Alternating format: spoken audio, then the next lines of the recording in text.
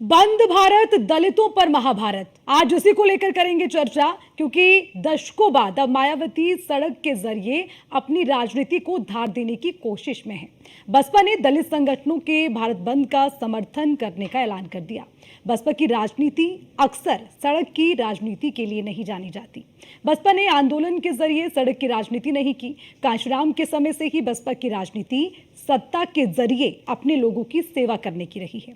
बसपा का कैडर चुपचाप साइलेंट तरीके से अपने दलितों और पिछड़ों में पैठ बनाता रहा है, लेकिन अब अपने खोए वोटरों को वापस लाने की मायावती ने सड़क का रास्ता अख्तियार कर लिया है। वहीं कांग्रेस की नजर भी दलित वोट बैंक पर टिकी हुई है।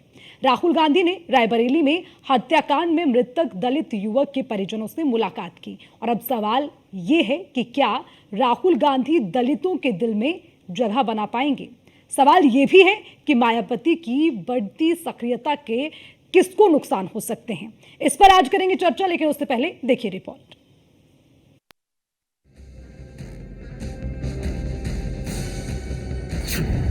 राहुल गांधी की सियासी डगर, माया के वोट बैंक पर नजर, उपचुनाव का रण नजदीक, कितनी तैयार हुई सियासी जमीन। लोकसभा चुनाव के नतीजों के बाद राहुल गांधी यूपी की राजनीति में सक्रिय हो गए। रायबरेली से सांसद चुने जाने के बाद राहुल गांधी ने चौथी बार यूपी का दौरा किया। रायबरेली में बीते दिनों एक दलित युवक की गोली मारकर हत्या कर दी गई थी, जिसे लेकर जमकर बवाल हुआ। राहुल गांधी ने उसी मृतक के परिजनों से मुलाकात की और करीब 10 मिनट तक मां और पिता से बातचीत की। राहुल ने कहा, एक दलित युवा को मारा गया, पूरे परिवार को धमकाया गया, लेकिन एसपी मास्टरमाइंड पे कार्रवाई नहीं कर रहे हैं, छोटे छोटे लोगों को पकड़ रहे हैं। मैं चाहता हूं कि उत्तर प्रदेश में हर वर्ग का आदर हो और न्याय सबको मिले। जब तक इस परिवार को न्याय नहीं मिलेगा, तब तक हम पीछे नहीं हटने वाले। यहाँ पे पूरी भीड़ है, ये सारे के सारे लोग जो यहाँ हैं न्याय मांग रहे हैं। क्यों? क्योंकि एक दलित युवा को जान से मारा गया है, धमकाया गया है, पूरे परिवार को धमकाया गया है, एक व्यक्ति को मारा गया है और यहाँ कोई कार्रवाई नहीं हो रही है। जो मास्टरमाइंड है, जिसने करवाया है, उसके खिलाफ कोई कार्रवाई नहीं हो रही है। एसपी यहाँ के मास्टरमाइंड पर कार्रवाई नहीं कर रहे हैं, छोटे छोटे लोगों को पकड़ रहे हैं, इसीलिए यहाँ पे लोग गुस्सा हैं। मैं चाहता हूँ कि उत्तर प्रदेश में हर वर्ग की इज्जत हो, हर वर्ग की रिस्पेक्ट हो और न्याय सबको मिले, इसलिए मैं यहाँ आया हूँ और हम इस मामले को नहीं छोड़ने वाले हैं जब तक इस परिवार को न्याय नहीं मिलेगा। क्लियर कट अन्याय हुआ है, परिवार के खिलाफ, समाज के खिलाफ अन्याय हुआ है और इसको रेक्टिफाई करना पड़ेगा। मतलब ये चॉइस नहीं है, इनको रेक्टिफाई करना पड़ेगा। बात समझ आई? न्याय मिलेगा इनको। देखिए फांसी दो, ये कानून के पर है, ये मेरा काम नहीं है, मगर कानून लागू करवाना, दबाव डालना, वो मेरा काम है। पूरा मामला समझिए। पिछले दिनों अर्जुन पासी की हत्या हुई थी। अर्जुन पासी की गोली मारकर हत्या की गई। हत्या का मामला लगातार तूल पकड़ता जा रहा है। हत्या का मामला दलित बनाम स्वर्ण हो गया। दलित संगठन और स्वर्ण संगठन आमने सामने हो गए। स्वर्ण समाज से है हत्याकांड का मुख्य आरोपी। कुल मिलाके दलित युवक अर्जुन की गोली मारकर हत्या करने का मामला अब राजनीतिक रंग ले चुका है। हालांकि पुलिस ने 6 आरोपियों को अब तक गिरफ्तार किया है, लेकिन कथित मुख्य आरोपी विशाल सिंह की गिरफ्तारी की मांग उठा रहे लोगों में पुलिस के प्रति नाराजगी है। वो विशाल की गिरफ्तारी को लेकर अड़े हैं। पूरा मामला दलित बनाम स्वर्ण हो गया। लोकसभा चुनाव में यूपी में कांग्रेस के लिए आए अप्रत्याशित नतीजों से पार्टी का मनोबल बढ़ा है। सूबे में खोई हुई सियासी जमीन को हासिल करने के लिए उम्मीद की किरण देखने को मिल रही है और इसी के बाद कांग्रेस पूरी ताकत झोंकने के लिए तैयार है। इसीलिए पार्टी जनता के बीच उपस्थिति दर्ज कराने का कोई मौका नहीं छोड़ना चाहती। राहुल गांधी के जनता के बीच मौजूदगी को इसी से जोड़कर देखा जा रहा है। राहुल की सक्रियता पिछड़े वर्ग की राजनीति की ओर इशारा कर रही है। दरअसल उपचुनाव में मायावती के अचानक एक्टिव होने के बाद इंडिया गठबंधन की चुनौती बढ़ गई है। क्योंकि जिस वोट बैंक के सहारे विपक्ष की नैया पार लगी है, अब मायावती अपने उस खोए हुए वोट बैंक को वापस पाने की जद्दोजहद कर रही हैं। मायावती बरसों बाद यूपी के उपचुनाव के लिए जोर शोर से तैयारी में जुटी हैं। उपचुनाव को लेकर बीएसपी नेता के इस कदर गंभीर होने की क्या वजह हो सकती है? क्या वो आकाश आनंद को स्थापित करने के लिए ऐसा कर रही हैं, या समाजवादी पार्टी को अपने तरीके से कोई सबक सिखाना चाह रही हैं? बहरहाल वजह जो भी हो, लेकिन मायावती के इस कदम से इंडिया गठबंधन की राहें कठिन हो गई हैं। इसलिए कांग्रेस और सपा का सबसे ज्यादा फोकस दलित वोट बैंक पर है। रायबरेली में दलित मृतक युवक के परिजनों से राहुल गांधी की मुलाकात के भी यही मायने निकाले जा रहे हैं। Bureau report, news one India. तो आज चर्चा इसी बात को लेकर है कि आखिर भारत बंद से क्या खुलेगा रास्ता और क्यों अब ये महाभारत दलित के नाम पर, अनुसूचित जाति के नाम पर, जाति के आधार पर हो रही है। और इसी पर चर्चा करने के लिए खास पैनल हमारे साथ जुड़ गया है और सभी का हम स्वागत करेंगे। बीजेपी से रोहित सक्सेना है, बीजेपी के नेता हैं, उनका भी स्वागत करेंगे। अब से थोड़ी सी देर में हमारे साथ जुड़ेंगे कपिल श्रीवास्तव है, प्रवक्ता हैं सपा के, उनका भी बहुत बहुत स्वागत करते हैं। तमजीद अहमद हैं, कांग्रेस के प्रवक्ता, आपका भी स्वागत। सौरभ दुबे जी पॉलिटिकल एक्सपर्ट हैं, हमारे साथ मौजूद हैं, आपका भी बहुत बहुत स्वागत। दलित चिंतक हैं प्रोफेसर कालीचरण जी, आपका भी बहुत बहुत स्वागत। और देखिए, आज सीधे तौर पर जो हम बात करने वाले हैं वो बात इस बात को लेकर है क्योंकि कल का दिन बेहद अहम है, क्योंकि भारत बंद का ऐलान किया गया है और ये ऐलान हुआ है सुप्रीम कोर्ट के क्रीमी लेयर को लेकर दिए गए फैसले के बाद। अब इसी को लेकर सबसे पहले सीधे कांग्रेस के पास जाना चाहूंगी। तमजीद अहमद जी, आपसे समझना चाहूंगी, राहुल गांधी की सियासी डगर किस ओर इशारा कर रही है? क्योंकि आज रायबरेली में हमने उन्हें देखा और जो वहां पर अर्जुन पासी के साथ हुआ, उनके परिजनों से उन्होंने मुलाकात की, उसमें एक शब्द बार बार मैंने सुना कि दलितों को न्याय मिलना चाहिए। मैं दलितों का जो है उनके न्याय के लिए यहाँ पर आया हूँ, उनके लिए मैं यहाँ पर चाहता हूँ कि न्याय हो, इसकी मैं मांग कर रहा हूँ। तो इसको लेकर सबसे पहले समझना चाहेंगे कि आखिर जब कोलकाता में हुए इतने बड़े कांड को लेकर सवाल पूछते हैं तो उस पर वो चुप्पी साधते हैं और कहते हैं कि अभी मुद्दा सिर्फ अर्जुन पासी का है। राहुल गांधी जी की जो आप राजनीति का इशारा पूछना चाहते हैं, तो आज राहुल गांधी जी के राजनीति का इशारा बिल्कुल साफ है, न्याय जी। वो इसी मांग के साथ राजनीति को आगे बढ़ा रहे हैं। और तो उनकी कोई बात नहीं कि उन्होंने न्याय की बात की और सारे वर्गों के न्याय की बात की। आप इसको किसी धर्म और किसी मजहब से जोड़ के मत देखिए। निश्चित रूप से ये दलित एट्रोसिटीज का मामला है।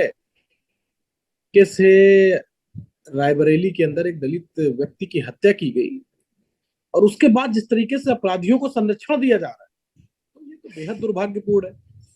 मुझे लगता है कि भारतीय जनता पार्टी और भारतीय जनता पार्टी की सरकार जिस तरीके से पूरे प्रदेश के अंदर अराजकता फैली हुई है और जिस तरीके से दिन दहाड़े युवकों की हत्या हो रही है, जिस तरीके से दिन दहाड़े महिलाओं के साथ बलात्कार हो रहा है, तो निश्चित रूप से बहुत ही चिंतनीय स्थिति है पूरे उत्तर प्रदेश की कानून व्यवस्था की।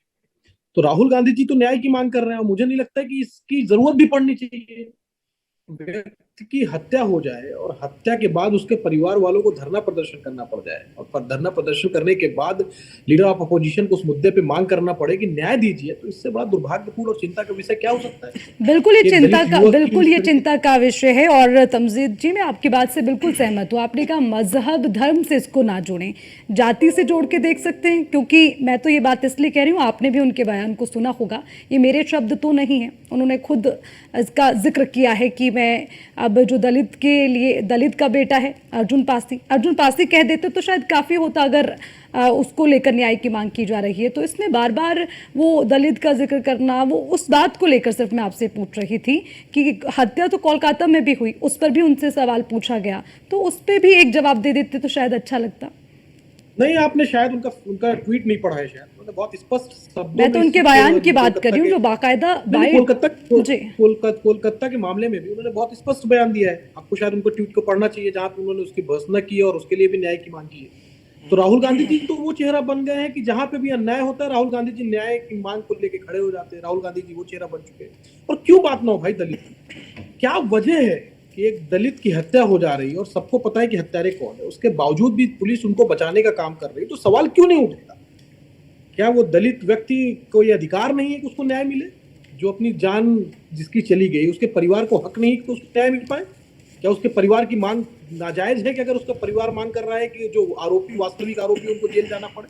ये मांग तो हमें लगता है हर सभ्य आदमी को करना चाहिए। चलिए तमजीत जी, ये तो सवाल बात तो होगी उठेंगे ना, न्याय सवाल न्याय के तो लिए उठेंगे। मांग करना, ठीक है, ये बहुत अच्छी बात है और आपने भी इस बात का जिक्र किया है कि अगर मांग की भी जा रही तो इसमें गलत क्या है। कपीश जी, आपसे मैं समझना चाहूंगी, एक तरफ तो दलित के लिए न्याय की मांग और दूसरा जो आरक्षण की बात की जा रही है जिसमें क्रीमी लेयर का जिक्र हुआ है, सुप्रीम कोर्ट का जो फैसला आया है, क्या आप उसका स्वागत करते हैं? किस तरह से इस फैसले को देखते हैं आप? ये पहली चीज तो ये कहेंगे कि माननीय सर्वोच्च न्यायालय ने जो भी निर्णय लिया है जी, उसके बाद इस पे विधिक रूप से क्या चीजें सामने आ सकती हैं ये देखना आवश्यक जी, और उसके लिए समय चाहिए, क्योंकि उनके पूरे आर्डर को रिव्यू किए बगैर ऊपरी तौर पे कोई बात कह देना पार्टी स्तर पर वो ठीक बात नहीं। बिल्कुल। और मैं एक बात ये जरूर कहना चाहता हूं कि बहन जी को राजनीति, वो भी नकारात्मक रूप की राजनीति करने से बाज आना चाहिए। अगर माननीय सर्वोच्च न्यायालय ने कोई फैसला दिया जो आपके नजर में उचित नहीं है, उसके लिए आप सर्वोच्च न्यायालय की उच्च पीठ पर जा सकती हैं अपील करने के लिए। उसके लिए पूरे भारत को बंद करके और पूरे भारत के अंदर जो है वो हमको राजस्व का घाटा हो, आने जाने वालों को बहुत परेशानियां झेलनी पड़ेंगी। तो उससे तो बेहतर होता कि पार्टी के स्तर पर जो है वो एक अपील बड़ी हायर बेंच में कर ले। और दूसरी बात मैं आपको कह रहा हूं कि अगर इसके रिव्यू पे समाजवादी पार्टी को ऐसा लगता है तो हम बिल्कुल जाएंगे। और साथ ही साथ ये भी आपको हम बताते जी, कि अगर सुप्रीम कोर्ट की बेंच ने जो आदेश दिया है अगर वो विधिक है, उस पर अपील नहीं जाई जा सकती है, तो कानून तो बनाया जा सकता है ना।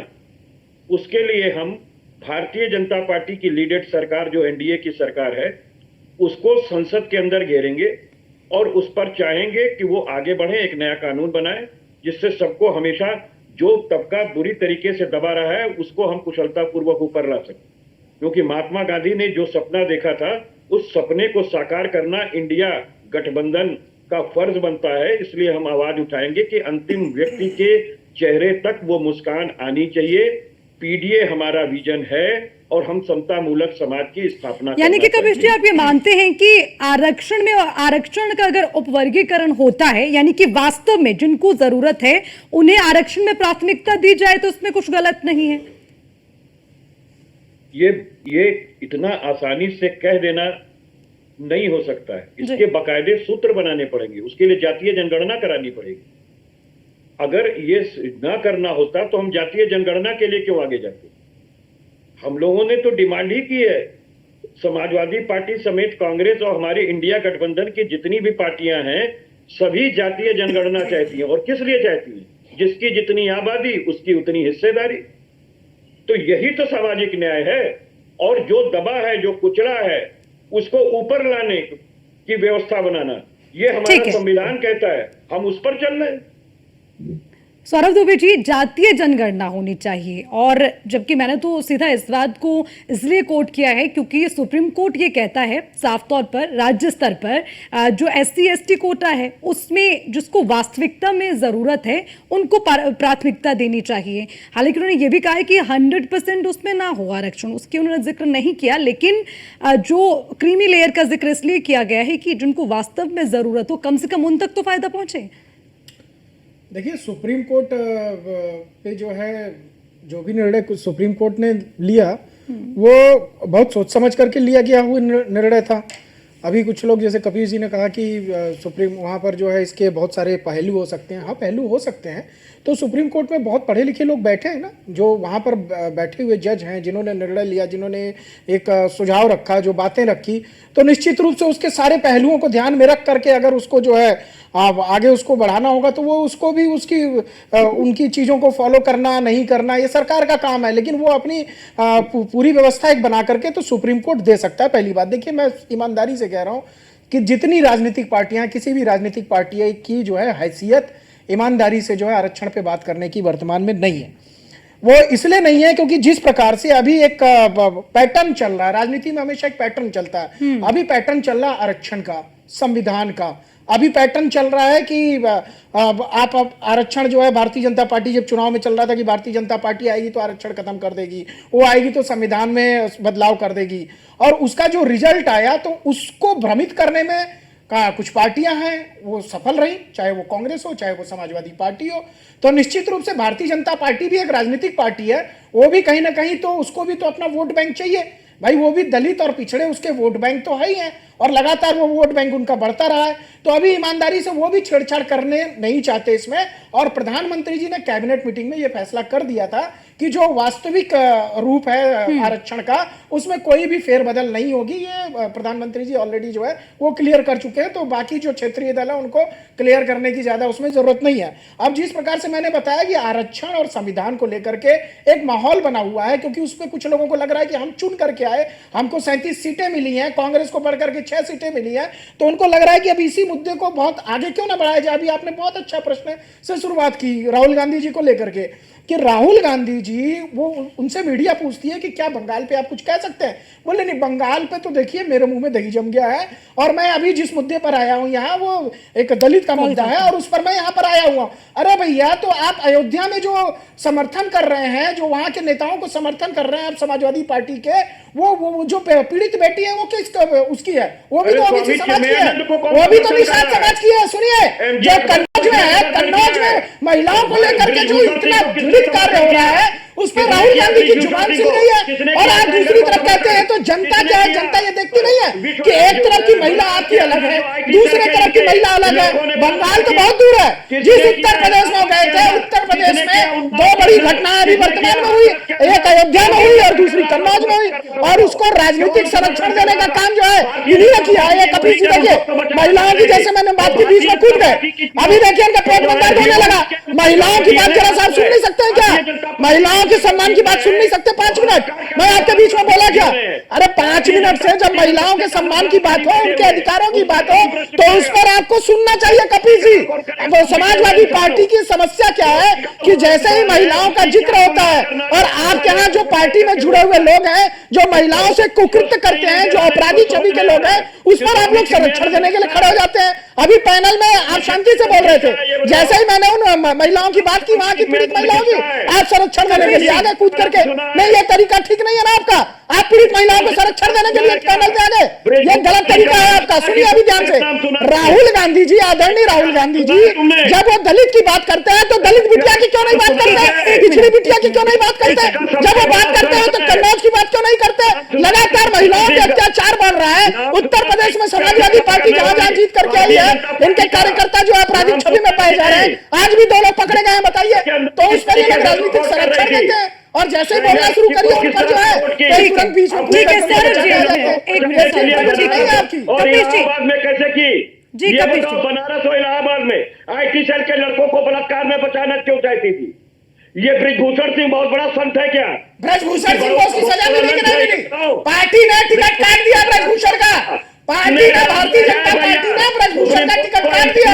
ब्रजभूषण ने सारे घोड़े खोल लिए थे भारतीय जनता पार्टी, और बकायदा उनकी जांच हुई, दिल्ली पुलिस से उनकी पूछताछ हुई, उनका कोर्ट में जो है वो केस गया, और बकायदा कोर्ट से उनको जो है जो भी निर्णय लिया। लेकिन मैं भी ब्रजभूषण के उनकी पैरवी नहीं कर रहा हूँ। अगर कपिल जी, सौरभ जी, ब्रजभूषण को भी सजा, सौरभ जी, कपिल जी, सौरभ जी, कपिल जी, भी सजा होनी चाहिए। देखिए एक एक करके बात रखिए। कपिल जी, कपिल जी, बैठ के एक एक करके, कपिल जी एक मिनट। सौरभ जी देखिए, अगर आप लोग ऐसे बात करेंगे तो सूबे को क्यों बैठा लिया है? कपिल जी देखिए, आपको भारतीय जनता पार्टी का नेता है, कपिल जी, एक्सपर्ट किस बात का? कपिल जी देखिए, ऐसे आप व्यक्तिगत आरोप ना लगाएं। कपिल जी, 2 भाजपा के लोगों को बैठाना है तो बैठाओ ना, नेता लिखो, बैठाओ। महिलाओं की जब बात करते हैं तो भाजपा की बात कैसे हो जाती है भाई साहब?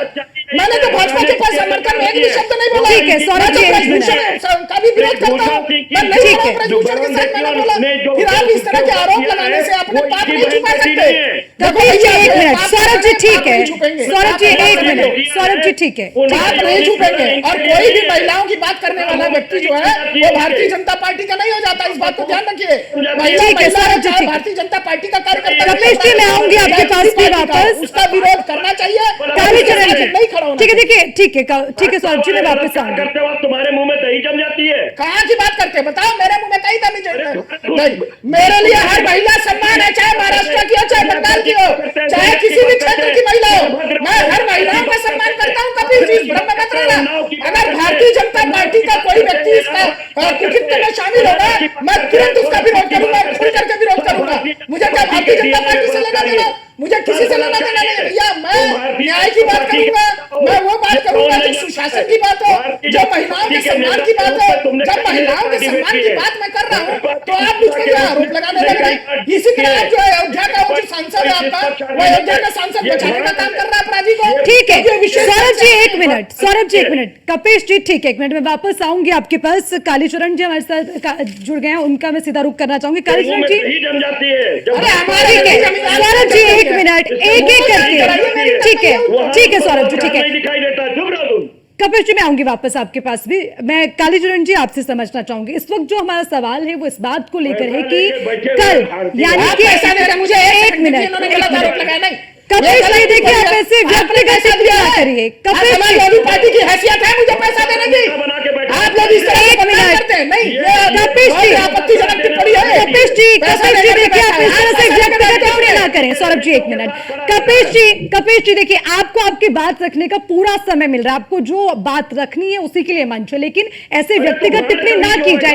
कपिश जी देखिए मेरा आपसे विनम्र निवेदन है, कपिश जी मेरा आपसे विनम्र निवेदन है कि प्लीज आप ऐसे व्यक्तिगत टिप्पणी ना करें। आपको कोई आपत्ति है आप प्लीज अपनी बात रखें, आपत्ति दर्ज करें, आपको पूरा अधिकार है, लेकिन व्यक्तिगत टिप्पणी मेरी डिबेट में नहीं होनी चाहिए।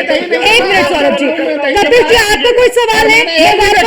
ठीक है बिल्कुल सौरभ जी मैं वापस आऊंगी। कपिश जी एक मिनट देखिए चर्चा, कपिश जी एक मिनट करेंगे किसी का तो मैं फिर आपको नहीं बख्शूंगा। ठीक है कपिश जी मैं वापस आऊंगी आपके पास भी। कपिश जी व्यक्तिगत टिप्पणी नहीं, कपिश जी देखिए कपिश जी एक मिनट, कपिश जी व्यक्तिगत टिप्पणी नहीं। ये 37 सीटें जीतने के बाद इस तरह की गुंडागर्दी दिखाई दे रही है। चुप रहो। ये गुंडागर्दी की भाषा आप यहाँ दिखा रहे हैं। एक मिनट सौरभ जी, कपिश जी ठीक है रुकिए।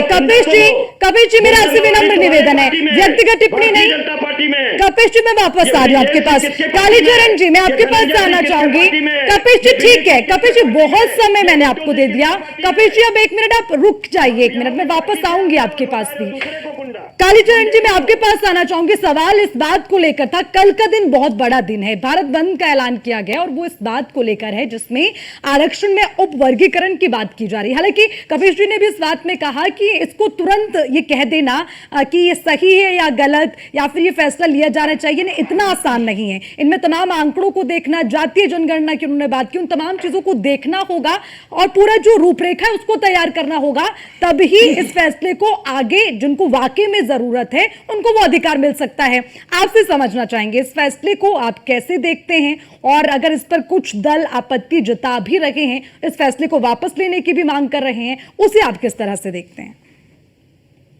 देखिए अभी जो आप डिबेट कर रही हैं इसमें बहुत सामयिक आपने मुद्दा उठाया है जी, लेकिन अभी आदरणीय दुबे जी और जो है हमारे कपिश भाई आपस में जो तू मैं हुई वो अच्छी नहीं लगी आपके चैनल पर। अभी देखिए हमारे साथी बहुत सर्वज्ञ हैं वो कपिश जी, उन्होंने कहा कि हड़ताल या भारत बंद करने से राजस्व की क्षति होगी। मुझे बड़ा विचित्र लगा क्योंकि कपिश जी की पार्टी हमेशा जब कोई मुद्दा होता है, सोशल मुद्दा या और कोई मुद्दा होता है जिस पर दलितों का हनन होता है या ओबीसी के अधिकारों का हनन होता है, तुरंत हड़ताल पर जाते हैं, कभी परवाह नहीं करते हैं। देखिए किसानों का साल भर से ज्यादा चला, राजस्व मुद्दे की बात नहीं होती है कि राजस्व की हानि है कच्ची। हम संविधान की प्रतियां लेकर लहरा रहे थे। सवाल ये है कि जो दबे कुचले लोग हैं जिनकी हम राजनीति करते हैं उनके हितों के लिए क्या कर रहे हैं। देखिए अभी लेटरल एंट्री का आपने देखा, आज प्रधानमंत्री जी ने वापस ले लिया, दबाव जैसे ही पड़ा। कल तक उनके सारे मंत्री उसके पक्ष में खड़े हुए थे, वकालत कर रहे थे, आज वापस ले लिया। अब वो सब बेकार हो गया और कह रहे हैं कि नहीं आरक्षण का हम प्रावधान करेंगे। कल तक उन्हीं के मंत्री विशेषज्ञता की बात लेकर के कह रहे थे कि नहीं इसमें हो ही नहीं सकता है। तो देखिए ये बात मुझे विचित्र लग रही है कि संविधान की बात करने वाले राहुल जी जैसे पासी परिवार में गए, अच्छी बात है, लेकिन इसमें इंडिया गठबंधन ने जो अपना स्टैंड है वो क्लियर नहीं किया है। ये आरक्षण का मुद्दा बहुत ज्वलंत मुद्दा है और जिससे छेड़छाड़, देखिए अब इसमें कहा क्या जा रहा है कि एक दलित दूसरे का हिस्सा खा गया। जबकि सच बात यह है कि कुछ तथाकथित उच्च जाति के लोग सारे देश के संसाधनों पर काबिज हैं। जांच तो इसकी होनी चाहिए, मांग तो इसकी होनी चाहिए। माननीय सुप्रीम कोर्ट को भी ध्यान रखना चाहिए कि एक ही परिवार के लोग किस तरह से लाभ ले रहे हैं, एक ही परिवार के लोग किस तरह से, एक ही जाति के लोग सब जगह छाए हुए हैं बिना किसी आरक्षण के। सारे संसाधनों पर कब्जा तो इनने कर रखा है। तो सबसे बड़ी बात है कि जाति के आधार पर ही किया है, एक विशेष जाति के लोग सब जगह काबिज हैं। तो ये जो नैरेटिव खड़ा किया जा रहा है, हड़प तो इसने, हड़पा किसने है? और दूसरी बात यह है कि यदि आप देना चाहते हो सवर्णों को, जैसे कि दलितों से कह रहे हैं कि भाई आपको मिल गया, आप थोड़ा राहत बरतिए, मैं सवर्णों से कहना चाहूंगा कि जो आप 90% छा गए सारे संसाधनों पर, आप रुक जाइए, आप बड़ा दिल दिखाइए। आपके पास तो रोजगार भी है, भूमि भी है, खेती भी है, व्यवसाय भी है, जाति की श्रेष्ठता भी है, कोई भी धंधा कर सकते। तो ये नौकरी जिसको निकृष्ट कहते थे इनके वेद शास्त्र, इसको थोड़ी देर के रुक जाइए 10 साल के लिए। लेकिन कालीचरण जी, इसमें बड़ा सवाल ये है कि हर कोई दलित की बात तो करना चाहता है, लेकिन जब उसमें हर वर्ग की बात, देखिए मेरा जो सवाल है उसको आप समझे। मैं यही कहना चाह रही हूँ कि दलित जाए तो कहाँ जाए, क्योंकि हर कोई दलित का अगर वोट बैंक की दृष्टि से देखेगा तो आखिर फिर आंकड़ा आप उठा के देख लीजिए कि तब से अब 60 से 70 साल बीत गए, तब से लेकर अब तक कितने बदलाव हुए हैं, चाहे वो सुविधाओं के नाम पे हो, आरक्षण के नाम पे, वो तमाम चीजें भी तो इसके साथ जोड़ के देखी जाएंगी ना। देखिए, राहुल जी ने कहा है, आदरणीय राहुल जी ने कहा है कि आरक्षण पर हमला हम नहीं होने देंगे, दलितों पर अत्याचार नहीं होने देंगे। आज जो है भारत बंद का मुद्दा उठाया है, यही उसको बीएसपी लीड कर रही है। किसने रोका था? राहुल जी लीड करें भाई। ये सारे के सारे जो भाई ये कहा जा रहा था पहले विपक्षियों के द्वारा कि भाजपा की जो गलत नीतियां हैं उनका जो विरोध करेगा वो हम सब साथ में हैं। तो अब देखिए इतना बड़ा मुद्दा आ गया है, सुप्रीम कोर्ट के कई निर्णय जो है जनता में गए हैं। और अब देखिए वहां जो सबरीमाला मंदिर का था, किस तरह से जाकर के भाजपा ने तीव्र विरोध किया था। तो ये तो हमें देखना है कि किस तरह से दलितों की हकमारी हो रही है, उनको आपस में तोड़ा जा रहा है, फोड़ा जा रहा है। कहा जा रहा है सारा लाभ जाटव और ओबीसी का सारा लाभ यादव। जब वो सर्वाधिक संख्या में इस देश में है तो सब जगह दिखेंगे, वो आंदोलन में भी दिखेंगे, वो संघर्ष में भी दिखेंगे, वो नौकरी में भी दिखेंगे, वो राजनीति में भी दिखेंगे। उत्तर प्रदेश में लगभग 13-14 लाख। कालीचरण जी, देखिए यही तो सवाल है ना कि दलित के नाम पे कोई जाटव की नीति अपना रहा है, कोई जाटव का नेता बन जाएगा, कोई मौर्य का नेता बन जाएगा, कोई पासी का नेता बन जाएगा, तो कहीं ना कहीं जो नुकसान है वो तो दलित वर्ग को ही हो रहा है ना। सबसे बड़ी समस्या तो ये है। ठीक है, मैं वापस आऊंगी आपके पास। सौरभ जी अपनी बात पूरी करें। जिस तरह मैं 40 सेकंड में अपनी बात कहता हूँ, फिर रोहित भाई अपनी बात कहेंगे। सड़क पर उतर रही है तो परेशानी नहीं हो बोल रही पाए ना है। रोहित जी। मैं तो कहता हूँ राहुल, देखिए कालीचरण जी की बात से मुझे, मैं एक बात स्पष्ट करना चाहता हूँ। जो सुप्रीम कोर्ट कालीचरण जी एक मिनट, एक सुप्रीम कोर्ट जो इस बात को कह रहा है क्रीमी लेयर की, तो सुप्रीम कोर्ट आरक्षण का विरोध नहीं कर रहा है, वो आरक्षण को और व्यापक पैमाने तक ले जाने की बात कर रहा है। इससे आरक्षण खत्म होने की बात नहीं हो रही है। कालीचरण जी, देखिए जिन बातों पर हम तमाम चीजों को बहुत विस्तार से समझ आ रहे हैं, एक बार छोटा सा कमेंट सौरभ जी का ले लेते हैं, फिर मैं वापस रोहित जी आपके पास फिर मैं आना चाहूंगी। जी सौरभ जी। देखिए मैं ये कह रहा था कि जो सुप्रीम कोर्ट अगर इस क्रीमी लेयर की बात कर रहा है तो वो चाहता है कि आरक्षण का व्यापक रूप से सभी दलितों को फायदा हो, कोई आरक्षण विरोधी बात नहीं कर रहा है और आरक्षण खत्म भी नहीं हो रहा है। देखिए आरक्षण उन्हीं के पास रहेगा, आरक्षण में कोई छेड़छाड़ नहीं होनी चाहिए। मैं खुद अपने से कह रहा हूं कि भैया जो आरक्षण की जो बाबा साहब अम्बेडकर ने नीति बनाई थी उस नीति से कोई छेड़छाड़ नहीं होना चाहिए, लेकिन साथ ही साथ उस पर जो है अगर क्रीमी लेयर की बात हो रही है तो जो एक परिवार अगर 4 बार से 5 बार से वो संपन्न परिवार होता जा रहा है तो उसकी जगह अगर आपके ही पिछड़े और दलित भाई को अगर आरक्षण की सुविधा मिले उसके कंपेयर में, तो वो बात सुप्रीम कोर्ट कह रहा है और कोई बात नहीं कह रहा है। देखिए एक समाज का एक व्यक्ति, जिस प्रकार से आदरणीय अखिलेश यादव जी का परिवार हम देखते हैं यादव समाज में और लालू यादव जी का परिवार देखते हैं, सिर्फ वही परिवार ओबीसी के नाम पे ग्रोथ करता है और समाजवादी पार्टी में कोई यादव नहीं दिखाई देगा जो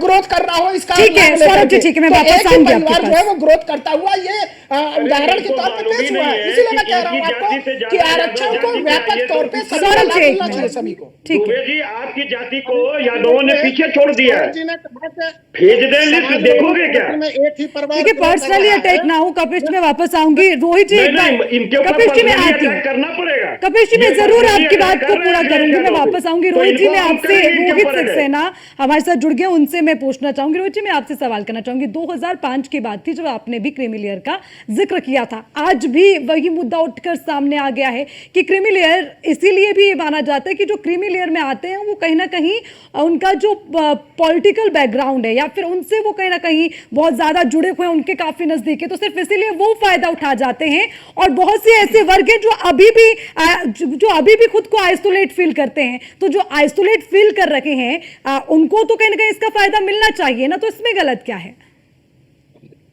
वंदे मातरम अर्चना जी। जी देखिए, मैंने लगभग 30 से 35 मिनट सबको बहुत शांति से सुना, किसी को डिस्टर्ब नहीं किया जी। और उम्मीद करता हूं मेरे बोलने पे सब सुनेंगे। किसी को कोई आपत्ति हो बाद में बोले, बीच में डिबेट को डिरेल ना करें। जी पहली बात ये समझनी होगी हमें कि विपक्षियों को अचानक से दलित प्रेम क्यों याद आ रहा।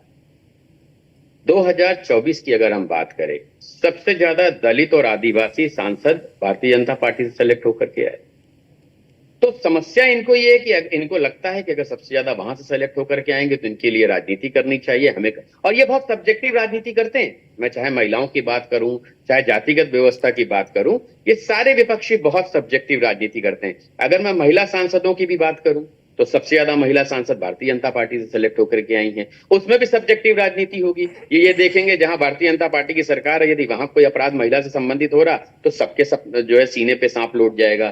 कहीं भारतीय जनता पार्टी की सरकार है, अगर वहां दलित आदिवासी पे कोई उत्पीड़न होगा तो इनके सांप लौट जाएगा। लेकिन यदि इनके राज्य में कुछ होगा, कोई कुछ नहीं बोलेगा, ना वो मिलने जाएगा किसी से। क्या राहुल जी, बंगाल की घटना इतने समय हो गया, उनको ये याद नहीं आया कि उनको क्या करना चाहिए? क्या अखिलेश यादव को नहीं लगा उनको ममता के खिलाफ बोलना चाहिए? जिस तरह से सबूतों के साथ छेड़छाड़ की गई, जो दुर्व्यवस्था हुई है उस बच्ची की, मतलब महादेव क्षमा करे, इस तरह की चीजें सुन करके रूह कांप जाती है। आप मुझे बताइए, ये इन्होंने दिखाने के लिए राजनीतिक तौर से खड़गे जी को राष्ट्रीय अध्यक्ष बना दिया, लेकिन खड़गे जी का कई जगह मैंने भी बयान सुना, आपके पास मीडिया में भी है, वो राष्ट्रीय अध्यक्ष होने के बाद जब कोई बात कहते हैं तो कहते हैं इसका निर्णय हाईकमान करेगा। राष्ट्रीय अध्यक्ष के बाद हाईकमान कौन होता है? यानी आपने उनको मिनिस्टर विदाउट पोर्टफोलियो बना दिया, उनको अध्यक्षी तो दी लेकिन एम्पावर नहीं किया। तो इन लोगों को समस्या ये है कि सब्जेक्टिव, मुझे बताइए, ये लोग पूरा 2024 में कहते रहे कि ये आरक्षण खत्म कर देंगे, बताइए कहां से आरक्षण खत्म होने की बात हुई थी? किसने कही थी? कहां से आपने सुगुफा छोड़ दिया? केवल आपको चीजों की राजनीति करनी है, व्यक्तिगत फायदे आपको कहां दिख रहे हैं ये आपको देखना है। और आपको सबसे बड़ी समस्या ये, चाहे महिला की बात करूं, चाहे मैं दलित और आदिवासियों की बात करूं, जब वो सबसे ज्यादा चुन के भारतीय जनता पार्टी से आ रहे हैं तो आपको दिक्कत हो रही है। यहाँ केवल हमें ये समझना चाहिए कि ये लोग किस तरह की राजनीति इस देश के सामने प्रस्तुत करना चाहते हैं, किस तरह से सब्जेक्टिव राजनीति ला करके एक फायदे अपना दिखाना चाहते हैं। प्रश्न गोल कर यही दिया जब दलित हिंदुओं के साथ बांग्लादेश में हो रहा था, किसी ने कुछ नहीं बोला, किसी के मुंह से कुछ नहीं निकला। अरे तो ये हमें समझना होगा देश के लोगों। कपिश जी, मैंने आपको सुना, ये आप अपनी आदत बीच में बोलने की खत्म कर दी है, बहुत गंदी आदत है। आप बहुत वरिष्ठ आदमी और आप बार-बार कपिश जी बिल्कुल आप ही पूछ लीजिएगा। कपिश जी, बहुत गलत आदत है आपको। सब किसी में बोलना है तो आप आके इंटरव्यू देके चले जाया करिए, डिबेट में कतई मत आया करिए। डिबेट में आप आते हैं दूसरे के बारे में बोलने लगते हैं, अपनी बारी आएगी आप बोलिएगा। ये कौन सा तरीका आपने सीख रखा है? किसी का भी बात आएगी आप बोलने लग जाएंगे। आप डिबेट में आने की मर्यादा भूल गए क्या? डिबेट में आए जब आपकी बारी आएगी आप बोलिए। ठीक है रोहित जी, सवाल ले लीजिए। रोहित जी ठीक है, बोल रहा होता आप बोलने लग जाते हैं। कम से कम मर्यादा सीखिए, इतना वरिष्ठ होकर के आप आकर के बोल। आप जिस तरह की पार्टी से आए हैं वो दिखाता है आप किस तरह के संस्कार से होकर के आए हैं। अरे आपको इस तरह से बोलना, रैलियों में आके बोलिए अकेले, आपको इस तरह से बोलना, इंटरव्यू दीजिए। आप डिबेट में आके कपिश जी ठीक है, आपका सवाल मैं ले लेंगे। कपिश जी एक मिनट, रोहित जी मैं वापस आ रही हूँ आपके पास। देखिए अच्छा लगता है क्या? एक मिनट रोहित जी, मैं वापस आऊंगी। रोहित जी मैं वापस आऊंगी। बीच में सबके बोलते हैं अर्चना जी, कपिश जी मैंने बिल्कुल, बहुत आसानी से सुना है। आप प्रश्न पे नहीं बोलेंगे शांति सुना, इनको मुझे सुनना होगा। इसके बाद कपिश जी तो अपने बारे में बोलिएगा ना, मैं वापस आ रही हूँ आपको। देखिए इस तरह से कपिश जी मेरी आपसे एक बार फिर, कपिश जी मेरी बात सुनिए। रोक नहीं आप सकते। डिबेट में मत आया करिए कपिश जी, आप डिबेट में आने की बिल्कुल मतलब डिजर्व नहीं करते हैं आप। रोहित जी कपिश जी देखिए आपस में से व्यक्तिगत टिप्पणी करते रहेंगे तो मुद्दे पे बात नहीं कर पाएंगे। कालीचरण जी की बारी होगी, आप कपिश जी एक मिनट, कपिश जी देखिए प्लीज एक मिनट आप, कपिश जी एक मिनट देखिए, व्यक्तिगत टिप्पणी नहीं। कपिश जी रुकिए एक मिनट, रोहित जी मेरी बात सुन लीजिए, रोहित जी मेरी बात सुन लीजिए। कपिश जी एक मिनट रुकिए। कपिश जी कौन से दलितों का फायदा आपने कर दिया बताइए समाजवादी पार्टी में? किसको आपने राष्ट्रीय अध्यक्ष बना दिया, किसको प्रदेश अध्यक्ष बना दिया दलितों में उठा करके? क्या बात करते हैं आप ये बताओ कि बेवजह आकर के बसपा का राजनीति साथ करते देंगे कि हैं। नहीं बताइए भारत किसी बंद में? महिला को आपने प्रदेश अध्यक्ष आप बना ये दिया क्या? बताइए कि सुप्रीम किसी महिला कोर्ट को के राष्ट्रीय निर्णय को अध्यक्ष आप बना किस दिया क्या? तरीके से देखते आप आकर के हैं? राजनीति करने ठीक है लग जाते कपिल जी, हैं। आप ही का सवाल लेकर मैं आ जा रही हूँ। कपिल जी, कपिल जी, मैं आप ही का सवाल वहां पर लेके जा रही हूँ। कपिल जी, अब आपको सुनना होगा। आपका सवाल ये कि क्रीमी लेयर पे बीजेपी की क्या राय है, क्या वो अपनी इस पे प्रतिक्रिया दे? मैं वापस आप ही का सवाल लेके जा रही हूँ। अब आप एक बार शांति से पूरी बात सुन लीजिएगा। रोहित जी, देखिए, विपक्ष भी मानता है कि क्रीमी लेयर का हम जिक्र कर रखे हैं और सुप्रीम कोर्ट ने जो फैसला दिया है उसको लेकर आपकी टिप्पणी क्या है, और कपिल जी भी उसी पर आपत्ति जाहिर करें। एक बार जरा वो जवाब भी आप दे दें, क्योंकि विपक्ष सत्ता पक्ष से भी सवाल पूछता है, तो आपसे भी यही सवाल है। अर्चना जी, आप सवाल पूछिए, आपकी बारी आए, आप खुद सवाल पूछिए। ठीक है, मैं जवाब अब कपिल देने जी, आया हूं, आपको अपना सुनना टाइम खराब पड़ेगा, मैं करने फिर तो नहीं वापस आया हूं। आऊंगी आपके पास। जी, आपको जवाब देने ही आया हूं। जी रोहित आप जी, बीच में बोलेंगे तो ना मेरी बात समझ में ना आपकी आएगी, पूरी ठीक है रोहित जी, अब जो है आपका debate समय हो जाएगी। जल्दी से बोलिए, तब बाकी पैनलिस्ट के पास भी मुझे जाना होगा। जी जी, मैं यही कह रहा हूं। देखिए, जब किसी भी मुद्दे पे आप बात करें तो आपको ये देखना चाहिए आपकी कथनी क्या रही है, करनी क्या रही है। आप कथनी कुछ है, करनी कुछ है, आपको समस्या है। और एक बात समझिए, समस्या क्या आती है? यदि न्यायालय का कोई भी निर्णय, आप इतिहास उठा के देख लीजिए, न्यायालय का कोई भी निर्णय यदि विपक्षी खाते में जाता है, उनके पक्ष का होता है, तो कहेंगे देखिए न्यायालय है, इसलिए देश का संविधान बचा हुआ है। और यदि वही निर्णय इनके खिलाफ जाता है तो कहेंगे कोर्ट, सारी सरकारी एजेंसी सब बीजेपी की सारे चल रही है। ये दोहरी मानसिकता क्यों करते हैं आप एक लाइन चुनिए ना। यदि कोर्ट कोई निर्णय दे रहा है, देखिए, अगर कोर्ट निर्णय देता है, आपके पक्ष में देता है, क्रीमी लेयर के पक्ष में देता है, जिनके भी पक्ष में देता है, उसको स्वीकार करिए। हम तैयार हैं स्वीकार करने के लिए। आप ऐसा क्यों करें कि यदि आपके पक्ष में जाए तो कोर्ट की वजह से संविधान, फिर देखिए शुरू हो गए। ऐसा करिए अर्चना जी, इनको जो है किसी दिन 1 घंटा टाइम देकर के अकेले बुला लीजिए और इनको जितनी कहानी आती है सब इनसे बुलवा लीजिए। फिर इनसे कहिएगा अब डिबेट जब आएगी तो तुम सुनना तुमने क्या कहा, उस पर लोगों ने क्या कहा, इनके कमेंट ले लिया। ठीक है रोहित जी, एक छोटा सा कमेंट, रोहित जी एक छोटा सा कमेंट, फिर मैं तमजीद जी के पास जाना चाहूंगी। रोहित जी एक छोटा सा कमेंट, रोहित जी एक छोटा सा कमेंट मैं आपसे लेना चाह रही हूँ। जी के पास रहिए, इनको कपिल जी एक मिनट, कपिल जी, मैंने आपके सारे सवालों को लेकर मान्यता के साथ रखा भी और पूछा भी। अब आप इस तरह से करेंगे तो बहुत मुश्किल हो जाएगा। कपिल जी सुनिए, इनको सुनने में दिक्कत होती है। आप किसी का भी नाम लीजिए, बोलेगा कौन? कपिल श्रीवास्तव। आप तमजीद भाई का नाम लीजिए, बोलेगा कौन? कपिल श्रीवास्तव। आप रोहित सक्सेना का नाम लीजिए, बोलेगा कौन? कपिल श्रीवास्तव। आप कालीचरण जी का नाम लीजिए, सौरभ जी का नाम लीजिए, बोलेगा कौन? कपिल श्रीवास्तव। इनको 1 घंटा, जिस दिन आपकी व्यूवरशिप आपको लगे इस समय 0 आर की है, इनको बुला के 1 घंटा खूब आराम से बुलवाइए। और जब कपिल जी पूरी डिबेट में आप ही बोलते रहेंगे तो कैसे चलेगा? कपिल जी, घर भिजवा दीजिए। कपिल जी, मेरा आपसे सवाल है, 1 मिनट रोहित जी। हमारा अपना कोई प्रश्न नहीं है, ये अर्चना जी अच्छी बात नहीं है। सौरभ जी, कालीचरण जी, तंजीम भाई, मेरी बारी, सब में कपिल जी बोलेंगे। कपिल जी पूरी डिबेट में आप बोलेंगे तो कैसे चलेगा? मैं वापस आ रही हूँ। इनकी भी तमन्ना। अच्छा कपिल जी, मेरा आपसे सवाल है, ठीक है रोहित जी, कपिल जी अब आप, कपिल जी, उसके बाद इनकी सारी, रोहित जी अब आप रुक जाइए, रोहित जी रुकिए। देखिए, इस तरह से आप डिबेट को आगे कैसे बढ़ाएंगे? कि मुद्दे पर चर्चा करना जरूरी है। रोहित जी, मेरी आपसे रिक्वेस्ट है, 1 मिनट आप मेरी बात सुनिए। कपिल जी, मेरा आपसे सवाल है, यहाँ पर रोहित सक्सेना को आपने सुना, उन्होंने इस बात का जिक्र किया कि आखिर विपक्ष सब्जेक्टिव राजनीति क्यों करता है। अब कपिल जी, अब आपको जवाब देना है, मैं आपसे पूछ जवाब नहीं देंगे, आप देख लीजिएगा। अच्छा अर्चना जी, एक बात ये बताइए, इन्होंने जवाब दे दिया, आप संतुष्ट हैं? कपिल जी देखिए, अरे आप बोलने देंगे, सबके जवाब में तो आप ही को बोलना है कपिल जी। मुझे लगता है आपका ईयरफोन जो है ठीक नहीं है, जिसका नाम लिया जाए सुन लिया करिए। कहा जा रहा है, तंजीम भाई साहब से कहा जा रहा है, या रोहित सक्सेना से कहा जा रहा है, जब नाम सुन लीजिए, आपका नाम आए तब बोलिए। ये आपको हर डिबेट में समस्या है, ये मुझे समझ में नहीं आता। इस तरह की रोहित जी, 1 मिनट, कपिल जी 1 मिनट, क्या है आपके साथ? ठीक है, देखिए आप इस तरह से मैं लगातार आप लोगों के साथ चर्चा करती हूँ कि पहले से यहाँ पर बैठे देखते रहेंगे, ऐसे नहीं चलेगा। रोहित जी रुकिए, मैं वापस आऊंगी। तमजीद जी देखिए, बड़ा सवाल ये है, तमजीद जी मैं वापस आपके पास आ रही हूँ। देखिए, जब बात आरक्षण की होती है, जब बात दलितों की जाती है, जब बात उनके लिए उनके हक की होती है, तो यहाँ पर वोट बैंक की राजनीति क्यों बीच में आ जाती है? मैं समझना चाहती हूँ। मेरा सिंपल सा सवाल ये था कि सुप्रीम कोर्ट ने, अब आप मेरे सवाल सुनिए, देखिए बहुत कम समय और मुझे जवाब लेना इसलिए जरूरी है क्योंकि यहाँ हर दल की भूमिका इसमें बहुत अहम हो जाती है। आप मुद्दे की गरिमा को नहीं समझते हैं, आपस में व्यक्तिगत टिप्पणी करने लग जाते हैं, यही तो मुश्किल है। अब मेरा सवाल ये, अब मेरा सवाल सुनिए, आप मेरा अरे सवाल भाई, सुनिए। नाम सुन लीजिए। तमजीत जी इससे मेरी कहा आवाज जा आप तक रहा पहुंच है, पा रही है? सबका रोहित जी वापस समय आऊंगी आपने आपके खराब कर पास। दिया। रोहित जी मैं वापस आऊंगी आपके पास। तमजीत जी मेरा सवाल ये था, है ठीक है तमजीत जी मेरा सवाल आपसे ये है कि जब हम आरक्षण की बात करते हैं, आज कपिल भाई, इतना तंजीम भाई से पूछा इतना जा रहा है, गंभीर मुद्दा ध्यान है, रखिएगा। इस पर हम जाऊंगी मैं कपिल जी के पास भी वापस। अब रोहित जी आप एक मिनट ना रुकिए। जाइए, क्या फायदा, वो तो ऐसे भी बोलेंगे, आप नहीं जाएंगे तो भी बोलेंगे। तमजीत क्या जी, फायदा आप जाकर के उनके अब रोहित जी पास? इस वो तरह वही से चलते बोलेंगे, रहेगा तो आप बहुत देखिएगा। मुश्किल हो जाएगा ना। आप तो रणछोड़ हो। ना वही बोलेंगे, आप देखिएगा। ठीक है आप रोहित जी एक तंजीम मिनट भाई रुक से जाइए, पूछिए, देखिए जवाब एक मिनट रुकिए। देंगे। तमजीत जी जरा सवाल वैसे का तो जवाब बात मुझे आई है, दें। लेकिन देखिए जब अंदर बात कितना दलितों करती की आती है तो वोट बैंक की बात क्यों शुरू हो जाती है?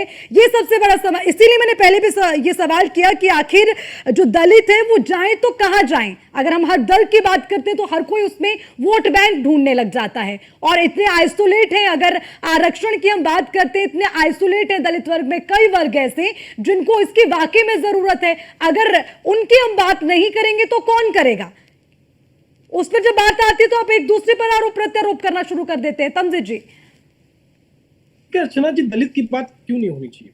दलित कहाँ जाएंगे सवाल क्यों होता है? और वोट बैंक शब्द इस्तेमाल करना ही अपने आप में गलत है। जितने नागरिक हम हैं, जितने नागरिक अपर कास्ट है, जितना नागरिक ओबीसी है, जितने नागरिक माइनॉरिटी, उतने नागरिक, उससे ज्यादा कई नागरिक देश के दलित हैं, आदिवासी हैं। जो देश के जो वास्तविक नागरिक हैं उस देश के आदिवासी और दलित हैं, तो वो जाएंगे कहाँ? ये सवाल कहाँ से पैदा हो गया? वो इस देश के हैं, वो देश में रहेंगे और जाएंगे कहाँ? लेकिन जहां अन्याय होगा उनके साथ। तमजीत जी ये सवाल इसलिए है क्योंकि नहीं, बात समझिए अर्चना जी, बात सुनिए। जी जब अन्याय होगा वहां पे कांग्रेस पार्टी और कांग्रेस पार्टी के लोग, इंडिया गठबंधन के लोग न्याय की मांग के साथ खड़े हो जाएंगे। जो राहुल गांधी तो जी ने ममता का इस्तीफा क्यों नहीं मार रहे हैं तमजीन भाई? नहीं, सुनिए, ममता का इस्तीफा मांगना चाहिए ना आपको। वहाँ महिला अपराध हुआ है, किसी के मुंह से एक शब्द नहीं हुआ तमजीन भाई। कपिल जी पे वार कर रहे थे, अब आप थोड़ा नहीं, आप बताइए मुझे, आपने जो बात कही मैं उसका पूछ रहा हूँ। तो बंगाल से क्यों नहीं बोला गया कांग्रेस के द्वारा? क्यों नहीं राहुल जी जाकर के वहां देखिए मेरे पास इस्तीफा बहुत मांग कम रहे समय, हैं? एक एक मिनट मेरे को सबका चाहिए। तमजीत जी 30 सेकंड है आपके पास, 30 सेकंड में अपनी बात पूरी करिए, फिर मैं बाकी पैनलिस्ट के पास जाऊंगी। सिर्फ 30 सेकंड, सीधे मुद्दे की बात। जी देखिए, रोहित जी बार बार बंगाल ठीक है, अब आपका समय ना, आप तुरंत जवाब दीजिए, फिर मैं दूसरे पैनलिस्ट मैं जवाब दे रहा हूँ, मैं जवाब दे रहा हूँ। जी राहुल जी ने बहुत स्पष्ट ट्वीट किया है बंगाल के मामले में, और उन्होंने न्यायिक जांच की मांग की। उन्होंने इस बात को कहा कि न्याय मिलना चाहिए वहां पर। क्या उन्होंने ट्वीट नहीं किया? क्या सरकार की आलोचना? तमजीत जी आप ये मानते हैं कि ट्वीट कर दिया वो काफी है? रायबरेली में वो खुद मुलाकात करने के लिए पहुंच जाते हैं, तो एक बार कोलकाता भी चले जाते हैं, क्यों शायद इतने सवाल नहीं उठते? ठीक है मैं वापस आऊंगी। सौरभ जी आप अपनी बात रखिए। तमजीत जी आऊंगी वापस। आप लोगों की तकलीफ क्या है? जी आप लोगों की तकलीफ क्या है भाई? अगर दलित युवक की एक हत्या हो रही है और राहुल गांधी जी उनसे मिलने जा रहे हैं तो आप तकलीफ इस बात को लेकर है कि आप हत्या को जाति के पहलू से देखेंगे। सवाल ये है, हत्या तो हत्या है ना, जिसके लिए आज पूरा देश सड़कों पर है। अगर उसके लिए आपसे जवाब मांग ले तो आपकी तकलीफ क्या है? अर्चना जी, हम जाति के पहलू से नहीं देख रहे हैं, सरकार और भाजपा के लोग जाति के पहलू से देख रहे हैं। अभी तक किसी की आरोपी के घर बुलडोजर, तो ये कहने की जरूरत क्यों पड़ेगी कि मैं अर्जुन पासी का ही जिक्र कर लेते, फिर ये कहने की जरूरत क्यों पड़ेगी कि मैं दलित के लिए न्याय मांगने आया हूँ? खुद जाति जाति चिल्लाते हैं, पात जाति जाति की बात करते हैं। मैं सवाल पूछूं तो आपको लगता है कि मुझे मिर्ची लगनी शुरू हो गई है। सौरभ जी अपनी बात रखें। ठीक है तमजीत जी वापस आऊंगी आपके पास। तमजीत जी अब रुकिए, समय बहुत कम है। तमजीत जी आऊंगी वापस, बातें के साथ मैं आपको रोक रही हूँ। तमजीत जी रुकिए, जवाब देना है। 10 सेकंड मेरे को दीजिए। मुझे 10 सेकंड चाहिए इस आपसे। प्रकार से सेलेक्टिव हो जाती 10 सेकंड में अपनी बात है खत्म कर रहा हूं। राजनीति में। देखिए, जब बात सेलेक्टिव समझिए, आप हो जाते जो हैं ये कि ये घटना हुई तेरा है, रेप, बेहद ये मेरा दुर्भाग्यपूर्ण रेप, घटना ये हुई है। तुम्हारा दलित, ये बड़ी मेरा घटना की दलित। जानी पहली चाहिए बात तो देखिए, और जो जिस तरीके तमजीत से जी ने सरकार ने बोला, नचर तमजीत जी सुनिए, कांग्रेस पार्टी की जो सोच है और तमजीत जी की जो सोच है वो बिल्कुल गलत है अर्चना जी, कि मुझे 10 फलाने सेकंड वर्ग का आदमी जो है वो सबसे मजबूत आदमी है और खड़ी। फलाने वर्ग का आदमी बहुत कमजोर है। इस देश में हिंदू ही एक जाति है और हिंदू जो है वो सबसे पुरानी जाति है। उसमें ब्राह्मण शूद्र वैसे सब एक समान है। उसमें वर्गों में बांटने का काम जो है ना, ये जो भी लोग करते हैं उनको सिर्फ राजनीतिक फायदे के लिए करते हैं। और आरक्षण पे सुनिए, आज तक आरक्षण पे किसी भी उच्च जाति के वर्ग ने कभी एक शब्द नहीं बोला होगा। वो खुद चाहता है, मैं खुद चाहता हूं कि आरक्षण जैसी व्यवस्था बाबा साहब अंबेडकर ने की वैसी व्यवस्था रहनी चाहिए, ताकि हमारे दलित भाइयों को जो है इस समाज के अंदर अगर उनको कहीं भी उत्थान हो, उनके उत्थान का मौका मिले तो उसको मिलना चाहिए। पहली बात। ठीक है सौरभ जी, देखिए जिस प्रकार से, लेकिन समाजवादी पार्टी अर्चना और जी, ये मुझे दोनों 10 सेकंड मिलकर के चाहिए। जब बंगाल की बेटी की बात होती है, जब बांग्लादेश के हिंदुओं की बात होती है, तब ये लोग की जुबान सील जाती है, ये लोग नहीं ठीक है सौरभ जी, आपका कमेंट चल गया, last comment, last comment. Kapil ji ठीक है जब दवा सौरभ जी, खा खा बस के दूसरों को सौरभ जी, गाली बस देते हैं आपका ना, कमेंट मुझे मिल उनको गया। समझना चाहिए कि कपिश जी, personal comment नहीं कपिश करना जी, चाहिए। आपका आखिरी कमेंट में लेना चाहूंगी। कपिश जी आपके पास आना चाहेंगे। कपिश जी देखिए, बहुत सीधी सी बात है जी, कि भारतीय जनता पार्टी की लीडेड सरकार है, इसे इस बात पे अपना कंसेप्ट क्लियर कर देना चाहिए कि वो सुप्रीम कोर्ट के जो आए हुए फैसले से सहमत है या कर दिया असहमत भैया, है। कैबिनेट मीटिंग अगर में कहा असहमत है है ये। तो जा ठीक है, करके सर, पहले अपडेट अपील नहीं है करे। क्या? कैबिनेट और मीटिंग में दूसरा, हो चुका अगर है। ये नहीं लगता है प्रधानमंत्री जी कि ने सुप्रीम कैबिनेट मीटिंग में कोर्ट स्पष्ट सही है कर और दिया सर है। जी, देखिए, आप अपने समय में बोलिए। एक मिनट, तो आप कपिश जी की बात परिवर्तन करके ले पूरी आपको आइए। जानकारी नहीं है, जानकारी दीजिए आप। आप परिवर्तन करके ले आइए। अरे जानकारी तुम्हें नहीं है दुबे जी। अरे जानकारी और आपको नहीं सबसे है भाई बड़ी बात, साहब। जातिवाद तभी टूटेगा जब अंतरजातीय विवाह को अर्चना जी, मुझे बढ़ावा भी दिया समय जाए, चाहिए। मुझे जैसे सबसे बाबा कम साहब समय भीमराव दिया। एक मिनट अम्बेडकर ने रोहित जी, किया मैं था। वापस आ रही हूँ आपके पास। दुबे जी, इसके लिए अगर आप और पूरा हम लोग का समाज मानसिक रूप से तैयार हो जाए तो इससे अच्छी कोई बात नहीं हो सकती। ठीक है कपिश जी, आपका अंतरजातीय कमेंट विवाह मिल को गया। बढ़ावा मानसिक रूप दीजिए, से हमें तैयार रहने की जातिवाद को जरूरत है। मिटाइए। रोहित जी, आपका आखिरी कमेंट। अभी तमजीन भाई ने कहा कि बंगाल के मामले में राहुल जी ने ट्वीट कर दिया, इतना पर्याप्त है। तो अर्जुन के मामले में क्यों गए? वहां भी ट्वीट कर देते। दूसरी बात, अभी कपिश भाई बहुत बड़ी बड़ी बातें कर रहे थे। आप अर्चना जी आंकड़े उठा के देख लिए, दलितों के साथ सबसे ज्यादा अत्याचार अगर किसी सरकार में हुआ तो समाजवादी पार्टी की गुंडा सरकार में हुआ। आप आंकड़े उठा के देख लीजिए। और आप आज बीच में एक मत मंच बोलिए, बन देखिए के सबको बैठे मैंने हैं। समय दिया, अब उनके बात को आप सुनिए। सर पर मध्य प्रदेश अरे में करवा रहे हो भाई साहब, दवा अभी भी असर नहीं करी है कपिल जी आपको। दवा आप गलत ले रहे हैं। सही रोहित जी, आप डॉक्टर को अपना दिखाइए। कमेंट हम आपके छोटे भाई हैं, हम भी कपिश जी डॉक्टर हैं, ऐसे हम भी नहीं दवा लेंगे चलता। भाई कपिश जी, साहब। आपको 1 मिनट सुनना भी पड़ेगा। आपको मैंने समय नहीं दिया, सुनेंगे। बार बार मैं आपके परेशानी पास है आई हूँ। इनको। अब ठीक है, बहुत बहुत शुक्रिया सब मेरी लिस्ट का। बात नहीं ठीक है रोहित जी, शुक्रिया आपका भी। देखिए, साफ तौर पर हम बात इस बात को लेकर कर रहे हैं कि जब बात जाति की होती है, आरक्षण की होती है, तो उसको वोट बैंक के चश्मे से क्यों देखा जाता है। हालांकि मैंने इस बात का भी जिक्र किया है कि बहुत सारे ऐसे वर्ग हैं जो आइसोलेट है, उन तक वाकई में वो जिनको जरूरत है उनको इसका फायदा पहुंचना चाहिए। और यही सुप्रीम कोर्ट ने कहा, और इसी को लेकर लगातार हम ये भी समझ रहे हैं कि हर दल की इसमें क्या भूमिका है, जिसके लिए सबको मेंटली प्रिपेयर होने की जरूरत है।